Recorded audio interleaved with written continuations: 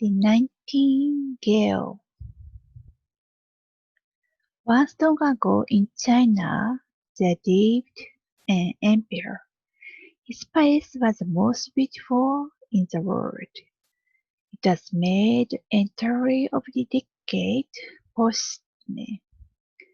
On the palace were huge, splendid gardens full of rare plants and flowers.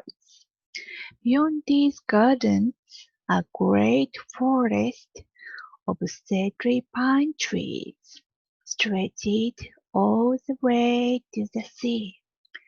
In this forest lived a little nightingale. The nightingale sang so beautifully that no one who heard her song ever forgot it. The poor fishermen who cast their nets in the sea all day always stopped working when they heard the nightingale sing. How beautiful! They would sigh, forgetting their troubles as they listened to the sweet music. Travelers came from faraway lands to visit the emperor's city. They admired the delicate porcelain palace and the beautiful gardens.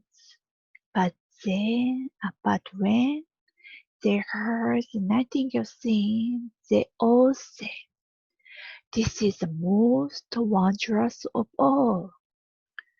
Scholars and poets wrote books praising the emperor's palace and splendid gardens, but they praised the nightingale most of all.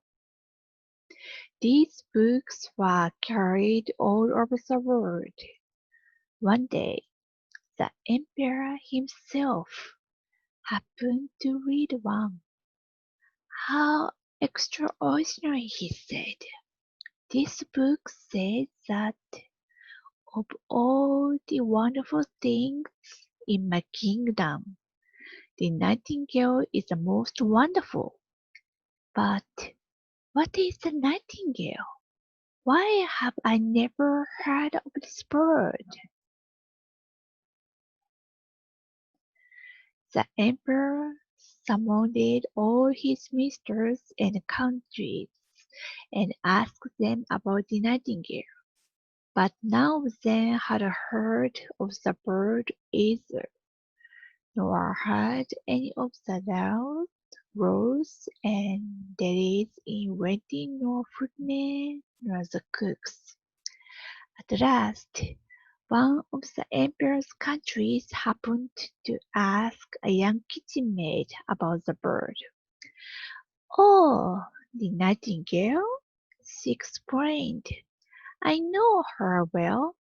Every evening I go to visit my old mother who lives by the sea. When I reach the forest, I am always tired and sad. Then I hear the nightingale sing. Her song is so lovely that I feel as if my mother were kissing me, and it makes me cry." The conjurer was very excited when he heard this and begged the kitchen maid to take him to the nightingale at once. So the kitchen maid, the counter, and several of the emperor's ladies in waiting set out. They had not gone far when a carol in nearby meadow began mooing. "That must be the nightingale now," cried the conductor. "I have heard her song before. What power she had for such a tiny creature!" "Oh no," said the kitchen maid. "That's not the nightingale. That is only a cow mooing. We have a long way to go yet." Soon they passed a marsh where some frogs were croaking. So that is a nightingale, the country said. How lovely! How voice sounds like a church bell dinging. That is not the nightingale, the kitchen maid laughed. But we shall hear her soon. Look, there she is now. The kitchen maid pointed at the small brown and grey bird perched on a branch overhead. How plain she is, said all the ladies in waiting. We never imagined the nightingale would look so dull. Then the nightingale began to sing, and her sweet haunting melody filled the forest. Ah, whispers the lady waiting. How exquisite! Yes, indeed, sighed the courtier. Her song sounds like a tinkling of tiny glass bells. Then he called up to the small bird. Good day, Nightingale. We have come to ask you to sing for the emperor. Should I begin now? asked the Nightingale. Oh no, said the conjurer. You must present yourself at court this evening and sing for the emperor there. My song sounds best in the forest, the nightingale replied. But if the emperor wishes, I will come to the palace.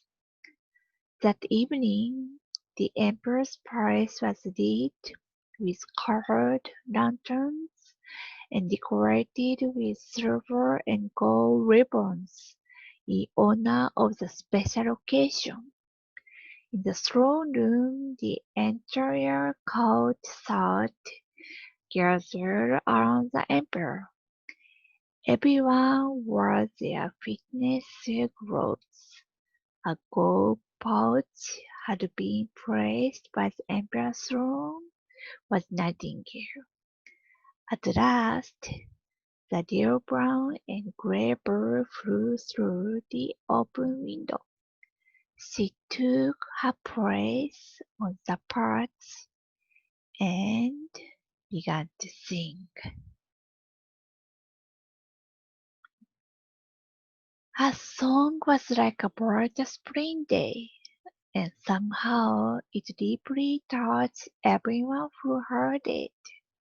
The emperor bent forward to listen. Tears came to his eyes and rolled down his cheeks. When the nightingale was finished, the emperor said he had never heard anything so beautiful.